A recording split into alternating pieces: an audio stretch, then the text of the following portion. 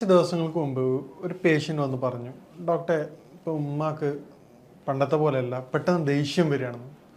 അപ്പോൾ അവരെ എനിക്കറിയാം, അവർ മറ്റു പല കാര്യത്തിന് ട്രീറ്റ് വന്നതാണ്. ഈ പറഞ്ഞ രൂപത്തിലുള്ള ഒരു സ്ത്രീയല്ല. കാരണം എന്ന് പറഞ്ഞാൽ ഈ പറഞ്ഞ ചെറിയ ചെറിയ പ്രശ്നത്തിന് പോലും ബുദ്ധിമുട്ടുണ്ടാക്കുകയാണെന്നാണ്. പ്രയാസങ്ങളാണ്, ഇപ്പോൾ ആയിട്ട് പ്രശ്നമാണ്. ആദ്യം വളരെ നല്ല എല്ലാവർക്കും മാതൃകയായിട്ടുള്ള ഒരു റിലേഷനായിരുന്നു അവർ തമ്മിൽ. ഇപ്പോൾ ചെറിയ ചെറിയ പ്രശ്നത്തിന് പോലും അവർ തമ്മിൽ പ്രശ്നമാണ്. ഇപ്പോൾ എല്ലാവരോടായാലും, കേവലം ഹസ്ബൻഡിനോട് മാത്രമല്ല, മക്കളോടും പേരമക്കളോട് പോലും മാറ്റം വന്നിട്ടുണ്ടെന്നാണ്. അപ്പോൾ ഞാൻ പറഞ്ഞു, നിർബന്ധമായിട്ട് നമുക്ക് എന്ത് ചെയ്യാം, നിങ്ങൾ അടുത്ത പ്രാവശ്യം വരുമ്പോൾ ഉമ്മയെ കൂട്ടിക്കോളൂ, നമുക്ക് സംസാരിക്കാമെന്നാണ്. അപ്പോൾ ഉമ്മയെ കണ്ടപ്പോഴാണ് എനിക്ക് സംഭവം മനസ്സിലായത്. മൂപ്പരെ സംബന്ധിച്ചിടത്തോളം എന്ത് ചെയ്യുന്ന മെനപ്പോസൽ സ്റ്റേജ് എത്തിയിട്ടുണ്ട്. കാരണം അവിടെയാണ് എനിക്കതിൻ്റെ കൃത്യമായിട്ടുള്ള അവയർനെസ്സിൻ്റെ ഇമ്പോർട്ടൻ്റ് മനസ്സിലായത്. കാരണം ഹോർമോണൽ ചേഞ്ചസ് അവരുടെ ബോഡിയിൽ സ്റ്റാർട്ട് ചെയ്യാണ്. ഇത് മെനപ്പോസൽ സ്റ്റേജ് എന്ന് പറഞ്ഞു കഴിഞ്ഞാൽ നമുക്ക് പണ്ട് കാലത്തൊക്കെ സ്ത്രീകളെ സംബന്ധിച്ചിടത്തോളം പ്രത്യേകത എന്താണെന്ന്, അവർ ഓരോ സ്റ്റേജിലും വ്യത്യസ്തമാണ്. പുരുഷനെ സംബന്ധിച്ചിടത്തോളം പുരുഷൻ ഒരു മെയിൽ ഫീമെയിൽ വ്യത്യാസം എന്ന് പറഞ്ഞു കഴിഞ്ഞാൽ, പുരുഷൻ ജനിച്ചു കഴിഞ്ഞാൽ അതൊരു ഏസ് എ ബോയാണ്.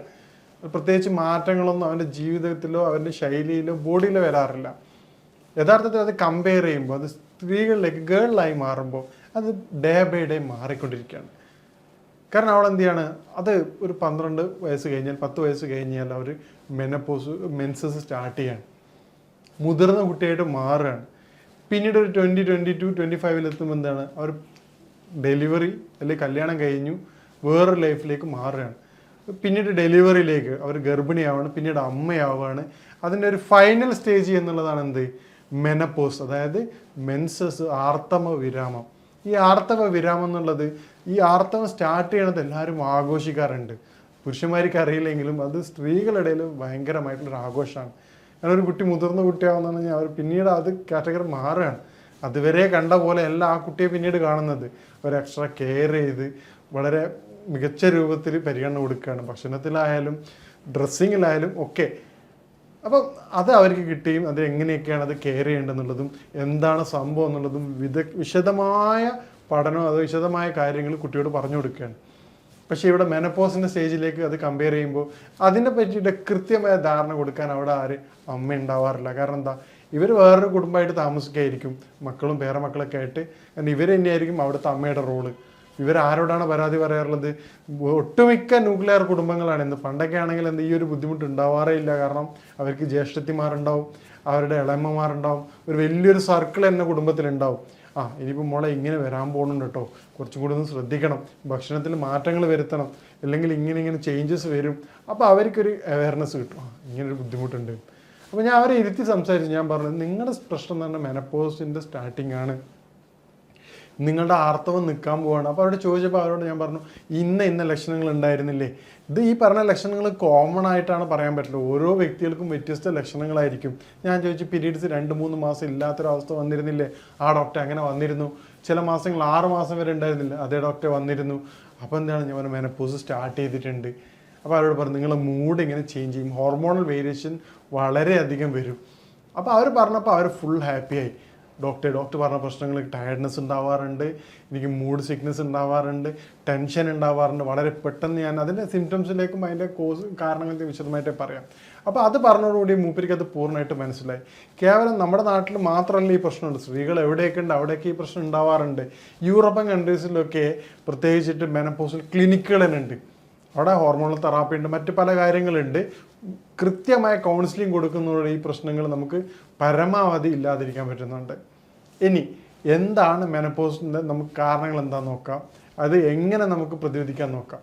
വളരെ സിമ്പിളായിക്കൊണ്ട് തന്നെ മെനപ്പോസിൻ്റെ ബുദ്ധിമുട്ടുകൾ നമുക്ക് ഓവർകം ചെയ്യാൻ പറ്റും. കാരണം നേരത്തെ പറഞ്ഞ പോലെ മെനപ്പോസിൻ്റെ ബിഫോർ ലക്ഷണങ്ങൾ, അതായത് മെനപ്പോസ് സ്റ്റാർട്ട് ചെയ്യുന്നതിന് മുമ്പ് നമ്മൾ മനസ്സിലാക്കേണ്ട കാര്യങ്ങളാണ്. ഇറഗുലർ പീരീഡ്സ് സ്റ്റാർട്ട് ചെയ്യും. ഉദാഹരണത്തിന് 3 months പീരീഡ്സ് ആബ്സെൻ്റ് ആയിരിക്കും, അല്ലെങ്കിൽ ചില കേസുകൾ 6 months വരെ ആബ്സെൻ്റ് ആയിരിക്കും. പിന്നീട് പതിയെ എന്താവും, അത് സ്റ്റോപ്പ് ആവും. ആ സമയത്ത് ബോഡി വളരെയധികം ഹോട്ടായിരിക്കും, ശരീരത്തിന് നല്ല ചൂടായിരിക്കും, കൂടുതലായിട്ടുള്ള വേർപ്പ് അനുഭവപ്പെടാറുണ്ട്, രാത്രി കാലങ്ങളിൽ പനി പോലെ ഉണ്ടാവും. ഇത് മെനപ്പോസിൻ്റെ വാർണിംഗ്, അതായത് മെനപ്പോസിന് മുമ്പ് ഉണ്ടാവുന്ന സൈൻ സിംറ്റംസ് ആണ്. ഇനി മെനപ്പോസിൻ്റെ ഇടയിലേക്ക് വരികയാണെങ്കിൽ എന്താവും, ഹോർമോണൽ ചേഞ്ചസ് വളരെയധികം കാണാൻ പറ്റാറുണ്ട്. ഈ പറഞ്ഞ സിംറ്റംസ്, മെനപ്പോസിൻ്റെ ഇടയിലുള്ള സിംറ്റംസ്, രോഗലക്ഷണങ്ങൾ ഓരോ രോഗിയെ സംബന്ധിച്ചും വ്യത്യസ്ത തരത്തിലാണ്. കാരണം എന്ന് പറഞ്ഞു കഴിഞ്ഞാൽ ജനറൽ വീക്ക്നെസ് ഉള്ള, അതായത് ബ്ലഡ് കുറവുള്ള ഒരു പേഷ്യൻ്റ് ആണെങ്കിൽ അവർക്ക് ഈ കോംപ്ലിക്കേഷൻ 3-4 മടങ്ങായിരിക്കും. ചില ആൾക്കാർക്ക് ഒരു കുഴപ്പമുണ്ടാവില്ല. അപ്പോൾ നമ്മൾ ഫാമിലിയിൽ നോക്കുകയാണെങ്കിൽ, അല്ലെങ്കിൽ നമ്മുടെ ഫ്രണ്ട് സർക്കിളിൽ നോക്കുകയാണെങ്കിൽ അവർക്കൊന്നും ഒരു കുഴപ്പമില്ല, എനിക്ക് മാത്രമുള്ള ബുദ്ധിമുട്ടുള്ളൂ. അപ്പം നമ്മുടെ ജനറൽ ഹെൽത്തിൻ്റെ കണ്ടീഷൻ എന്താണെന്ന് നോക്കണം. കുറച്ച് മുമ്പ് ടെസ്റ്റ് ചെയ്തതിൽ അനീമിക് ആയിരിക്കും, പേഷ്യൻ്റ് എന്തായാലും രക്തക്കുറവുണ്ടാവും. അപ്പം മെനപ്പോസ് സ്റ്റാർട്ട് ചെയ്യുന്നതിന് മുമ്പ് തന്നെ ആ ഒരു സമയത്ത് നമ്മൾ നിർബന്ധമായിട്ടും ബ്ലഡിൻ്റെ കൗണ്ട് നോർമലാകാൻ പ്രത്യേകം ശ്രദ്ധിക്കണം. രാത്രി കാലങ്ങളിൽ പാല് നിർബന്ധമായിട്ട് കുടിക്കണം. ഭക്ഷണങ്ങളിൽ നന്നായിട്ട് കാൽസ്യം റിച്ച് സാധനങ്ങൾ കഴിക്കണം. ഫിഷ് നിർബന്ധമായിട്ട് ഉൾപ്പെടുത്തണം. അപ്പോൾ അത് മെനപ്പോസ് ഉണ്ടാവുന്ന കാരണങ്ങൾ എന്തൊക്കെയാണെന്ന് മനസ്സിലാക്കിക്കൊണ്ട് നമ്മൾ അതിനെ ഒരുങ്ങുന്ന രൂപത്തിലേക്ക് മാറണം.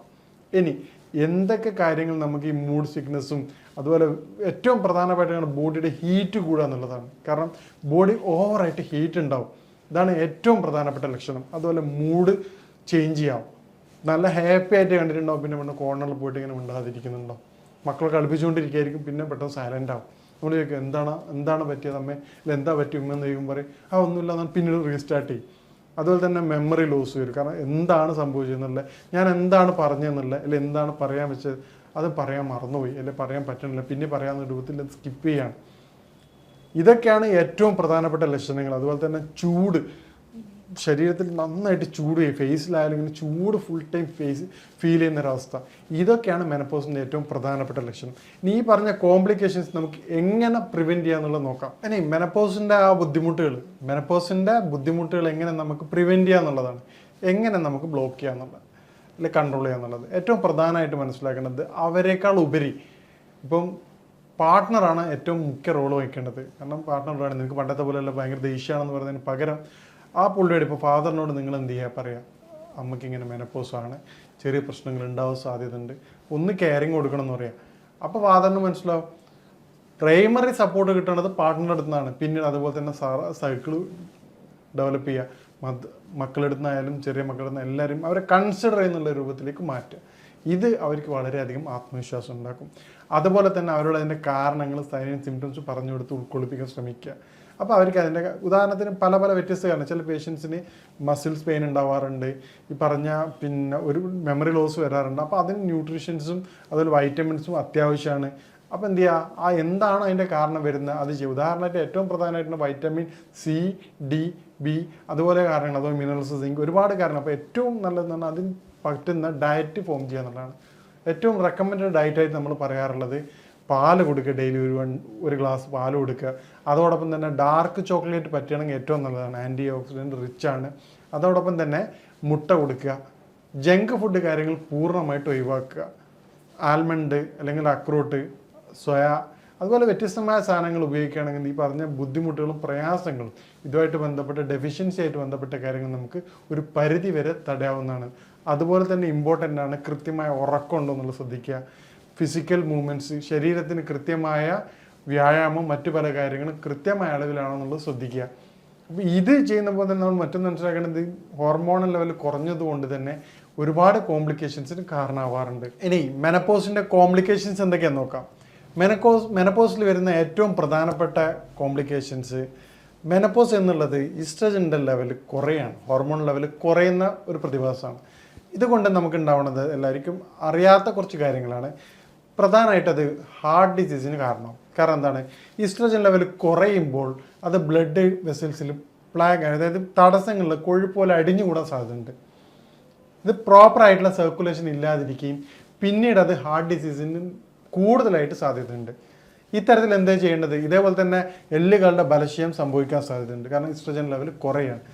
ഈ ഒരു ഘട്ടത്തിൽ നമ്മൾ കോംപ്ലിക്കേഷൻസ് ഓവർകം ചെയ്യുന്നതിന് വേണ്ടി ചെയ്യേണ്ട പ്രധാനപ്പെട്ട കാര്യം ഈ ബോഡിയിൽ നാച്ചുറലായിട്ട് ഈസ്ട്രജൻ്റെ ലെവൽ കൂട്ടുക എന്നുള്ളതാണ്. നാച്ചുറലായിട്ടും ചില പേഷ്യൻസിന് കൂടിയിട്ടില്ലെങ്കിൽ ഈ പറഞ്ഞ ഹോർമോണൽ തെറാപ്പി ചെയ്യേണ്ടതാണ്. നോർമലി ഒരു 98% ആൾക്കാർക്കും അതിൻ്റെ ആവശ്യകത വരാറില്ല. ഈ പറഞ്ഞ പോലെ നാച്ചുറൽ സോഴ്സ് ഓഫ് ഈസ്ട്രജൻ എന്താണെന്ന് നമുക്ക് പരിശോധിക്കാം.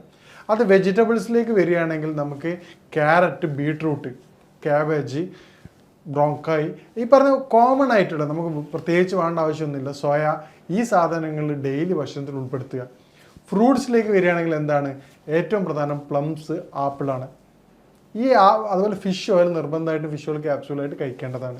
ഈ പ്ലംസും ആപ്പിളും അല്ലെങ്കിൽ ABC juice, apple, carrot, beetroot juice നമ്മൾ കഴിക്കുകയാണെങ്കിൽ ഡെയിലി 1-2 നേരം കഴിക്കുകയാണെങ്കിൽ ഈസ്ട്രജൻ ലെവൽ വളരെയധികം വർദ്ധിക്കുകയും ഈ പറഞ്ഞ കോംപ്ലിക്കേഷൻസ് നിന്ന് വളരെ എളുപ്പം തന്നെ നമുക്ക് ഒഴിവാകുന്നതാണ്.